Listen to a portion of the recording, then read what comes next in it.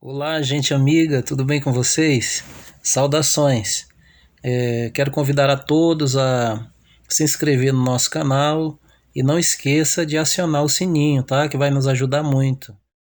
Olha, nós vamos trazer aí um relato de uma história de um homem que escreveu um dos evangelhos da Bíblia Sagrada, um dos evangelhos assim mais inspiradores e importantes da Bíblia, que é o evangelho segundo escreveu Lucas.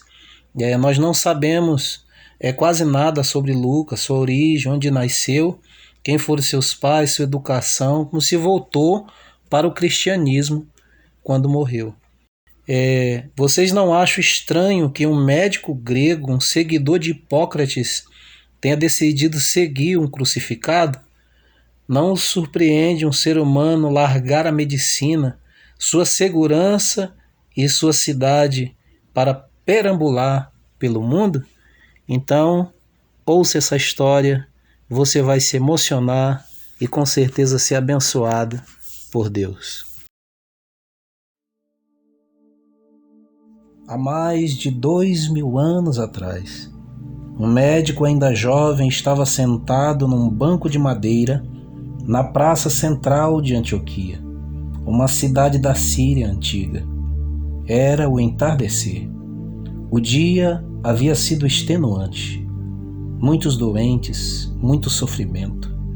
De repente, um sujeito mais ou menos da sua idade invadiu o ambiente público. Andava inquieto por toda a praça, falando para quem quisesse ouvir. Estava tão motivado que parecia delirar. Embora fosse eloquente, somente os camelos prestavam atenção nele, mas sua convicção era inabalável. Esse homem cujos seguidores eu encarcerava me fez cair do meu orgulho e beijar o solo da minha insignificância. Mais um religioso delirando? Lucas pensou em voz alta e virou o rosto para não ouvir mais nada. De repente, o homem que falava 3 línguas dirigiu-se a ele em grego. Lucas ficou impressionado, mas polido perguntou: "Seu nome, senhor?" "Saulo, da cidade de Tarso", disse o orador ambulante. "Desculpe, senhor Saulo, mas não estou interessado em pregações." "Mas você precisa me ouvir. Não tenho tempo para essas coisas, sou médico." "Excelente, Jesus é o médico dos médicos." "Mas ele fez o juramento de Hipócrates?" perguntou Lucas, citando alguns termos desse juramento. "Interessante", comentou Saulo. "Ao contrário desse juramento, o que eu tenho visto e ouvido tenho o dever de divulgar." E assim Saulo contou sua experiência no caminho de Damasco e todo o dano físico, social e emocional que causou aos que seguiam Jesus. Lucas ficou atônito com seu relato. "Senhor Saulo, você tinha uma ira incontida. Ser contrário ao seu pensamento era um convite a ser seu inimigo. Como pode ter mudado tanto?" Saulo de Tarso fez um longo relato sobre o crucificado e seu projeto. "Mas, senhor Saulo, o que me diz desse homem é uma loucura. Eu mesmo estou assombrado com o que me aconteceu. Persegui, pressionei, puni, induzi a blasfêmia, prendi e concordei com assassinatos sumários dos que andavam nesse caminho. Que mal esses miseráveis lhe fizeram para querer feri-los e encarcerá-los? Nenhum, mas eles feriram meus preconceitos.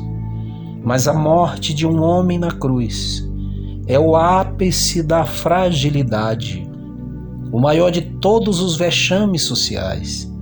Lido dia e noite com a morte, e qualquer morte é melhor do que a crucificação", enfatizou Lucas.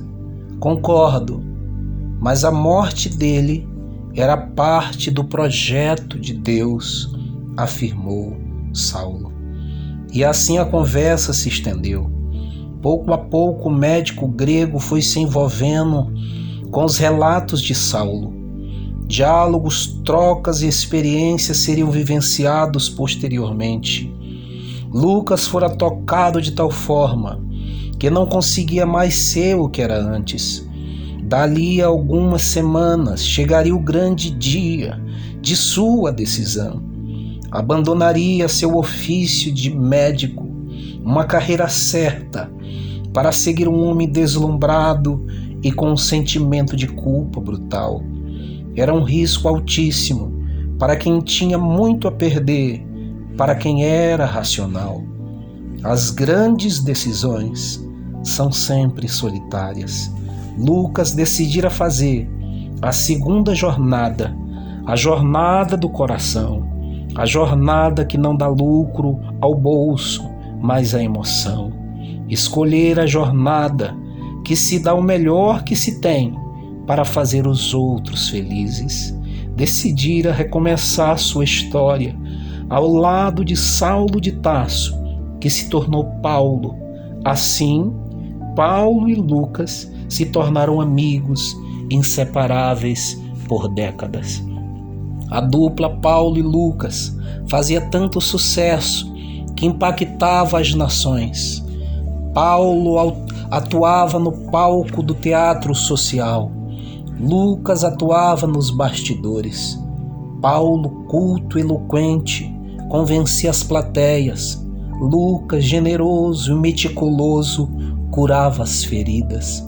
Paulo falava para as massas, enquanto Lucas atuava junto pessoas individualmente, comovendo os passantes que encontrava, fossem eles oficiais romanos ou miseráveis à margem da sociedade. Paulo dava segurança a Lucas, que por sua vez dava apoio médico e emocional a Paulo. Eram encantadores de homens, não recebiam salário, mas eram ricos, não tinham segurança alimentar, mas comiam o suficiente.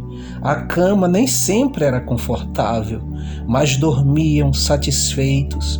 As pedras eram seus travesseiros e as noites estreladas seus lençóis. O Dr. Lucas se sentava numa cadeira rústica com pés assimétricos, o que gerava um balanço desconfortável, mas não se importava. Eufórico, debruçava-se sobre uma mesa feita de tronco de oliveira que continha algumas saliências e alguns orifícios, fruto do trabalho incansável de fungos e cupins. A luz não era boa, o ambiente não era arejado, mas ele tinha o melhor espaço do mundo para libertar o seu pensamento. O Dr. Lucas agora era o médico das letras, um escritor obsessivo, organizando a narrativa e procurando sintetizar as entrevistas. Tratei de muitas enfermidades, observei tremores e ataques febris, mas agora estou trêmulo, quase febril, porque é dificílimo biografar o homem que abalou as nossas convicções. Lucas saía para as entrevistas e retornava. Escrevia detalhadamente, transpirava emoção. Ele não imaginava que seu livro seria um dos maiores best-sellers de todos os tempos.